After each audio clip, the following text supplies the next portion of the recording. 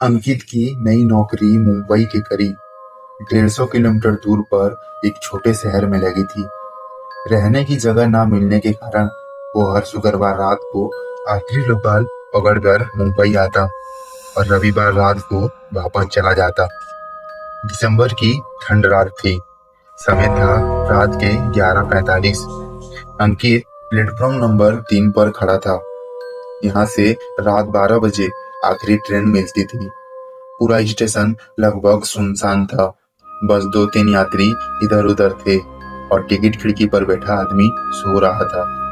Station पर एक अजीब सी खामोशी थी। पीली ट्यूबलाइट की रोशनी सब कुछ थका थका और उदास दिखा रही थी। ठीक 12 बजे ट्रेन आई, हमेशा की तरह लगभग खाली। पहले 2 डिब्बे बिल्कुल सुनसान और बाकी डिब्बे में 5-6 लोग बैठे हुए। अंकित तीसरे डिब्बे में चढ़ा और खिड़की वाली सीट पर बैठ गया। अंकित ने मोबाइल निकाला और थोड़ी देर चलाने के बाद उसे नींद आ गई। 1:15 में ट्रेन एक छोटे से स्टेशन पर रुकी। बाहर घना कोहरा था और स्टेशन पर बत्ती बंद थी। अंधेरा ही अंधेरा छाया हुआ था। अचानक अंकित ने सुना कि उसके डिब्बे में कोई चढ़ रहा है। उसने पलट कर देखा, एक बूढ़ी औरत चढ़ रही थी। उसके सफेद बिखरे हुए बाल थे, पुरानी मैली सफेद साड़ी और चेहरा धुंधला सा। अंकित ने सोचा, इतनी रात को ये औरत कहाँ जा रही होगी। वो फिर खिड़की की ओर देखने लगा। कुछ देर बाद उसे लगा कि किसी ने उसके कंधे पर हाथ रखा है।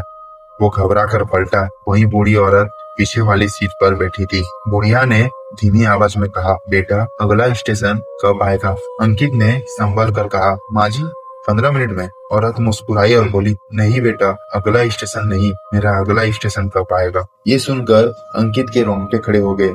उसने औरत का चेहरा गौर से देखा। अंदर घुसे हुए आंखें, सूखे खून जैसे धब्बे और सबसे डरावनी बात, उसके पैर उल्टे थे।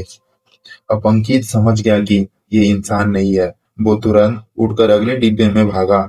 वहां एक आदमी कंबल ओढ़कर सो रहा था। अंकित ने उसे हिलाया और बोला, उठो, पिछले डिब्बे में एक औरत है, उसके पैर उल्टे हैं। वो आदमी चिढ़कर बोला, क्या बकवास कर रहे हो? वहां कोई नहीं है, मुझे सोने दो। अंकित ने बाकी यात्रियों के भी जगाने की कोशिश की, मगर कोई उसकी बात सुनने को तैयार नहीं था। सब बस उसे घूरते और फिर आंखें बंद कर लेते। डर के मारे अंकित आखिरी डिब्बे के कोने में जाकर छिप गया और भगवान को याद करने लगा। तभी फिर वही डरावनी हंसी सुनाई दी।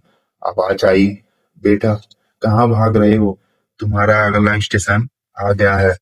अंकित ने धीरे से आंखें खोली। औरत सामने नहीं थी। अब वो छत से उल्टी लटकी हुई थी।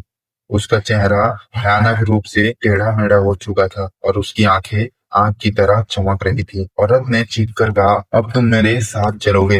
अंकित की चीख गले में ही अटक गई। तभी ट्रेन जोर से झटके के साथ रुकी।